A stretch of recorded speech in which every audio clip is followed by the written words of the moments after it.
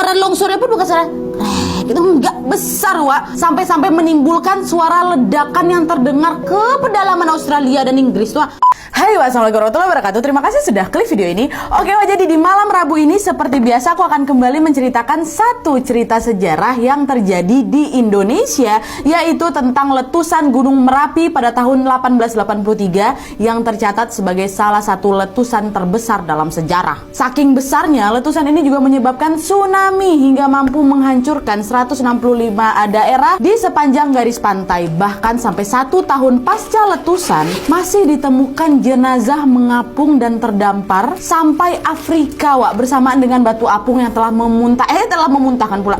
dimuntahkan dari dalam perut gunung tersebut. Dahsyat kali ya kan? Betul sekali, Wak, seperti yang aku kasih tahu di judul, ini adalah letusan Gunung Krakatau. Penasaran kalian kan dengan kronologi lengkapnya? Jadi tanpa berlama-lama kita langsung masuk aja ke ceritanya ya. Check it out.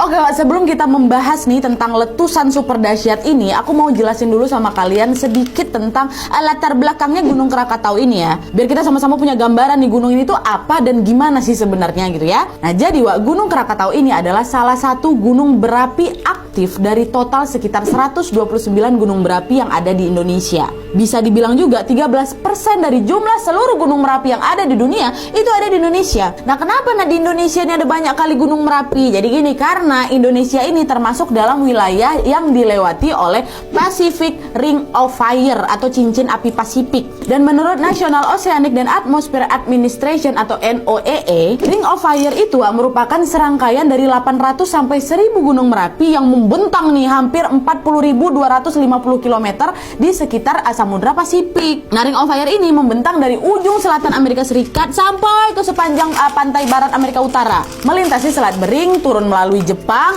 Indonesia, dan masuklah ke Selandia Baru. Nah, kalau di Indonesia, Wak, bisa kalian lihat di sini, barisan gunung api berdiri sepanjang 7.000 km dari Aceh hingga Sulawesi Utara, Wak, melewati Bukit Barisan, Jawa, Nusa Tenggara, dan Maluku. Nah, di antara bentangan panjangnya Gunung Merapi di Indonesia ini, Gunung Krakatau terletak di mana? Selat Sunda ini, di antara Pulau Jawa dan Pulau Sumatera. Dan secara administratif, Wak, Gunung Krakatau ini berada di Kecamatan Rajabasa, Kabupaten Lampung Selatan, Provinsi Lampung. Nah, tapi, Wak, biar kalian tahu, gunung ini nggak ujuk-ujuk muncul gitu aja ya. Ada lagi nih proses pembentukan yang panjang dan kompleks di dalamnya. Nah, sebelum terbentuk Gunung Krakatau ini, di Selat Sunda pada masa prasejarah, Wak, telah terlebih dahulu nih menjulang tinggi Gunung Merapi dengan ketinggian 2000 meter yang dikenal sebagai Gunung Krakatau Purba. Jadi ini beda, Wak, ya, antara Gunung Krakatau sama Gunung Krakatau Purba. Gunung Krakatau Purba ini kayak mamanya Gunung Krakatau lah gitu, ibu Gunung Krakatau. Pernah kalian dengar kan? Itulah kenapa nanti ada yang namanya Gunung Anak Krakatau ya kan? Nah, nanti aku ceritain, tenang dulu, denger yang ini dulu. Nah, menurut catatan sejarah, Wak, Gunung Krakatau Purba ini meletus pada tahun 416 Masehi, dan juga memang di beberapa sumber ada yang bilang ini tahun 536 Masehi lah gitu, Wak. Tahun terburuk sepanjang masa nih di tahun 536 Masehi ini. 536 apa 535 ya? Lupa aku.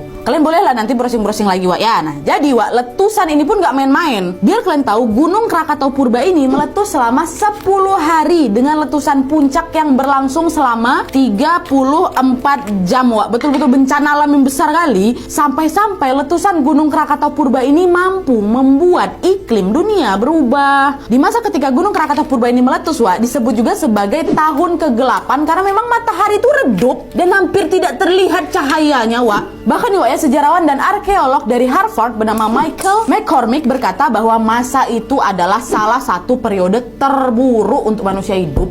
Nah, bayangkan, Wak, seberapa ngerinya hidup di zaman itu. Matahari bersinar cuma sekitar 4 jam ya waktu itu. Cahaya pun lemah, ada kayak cahaya bulan aja. Terjadi gagal panen besar-besaran dan kelaparan pun juga melanda di mana-mana. Suhu udara turun drastis. Musim panas saja tuh cuma 1,5 derajat Celcius. Wah, dingin kali kan? Kalau tinggal di zaman itu, jemuran kalian pun gak bakal kering waktu itu.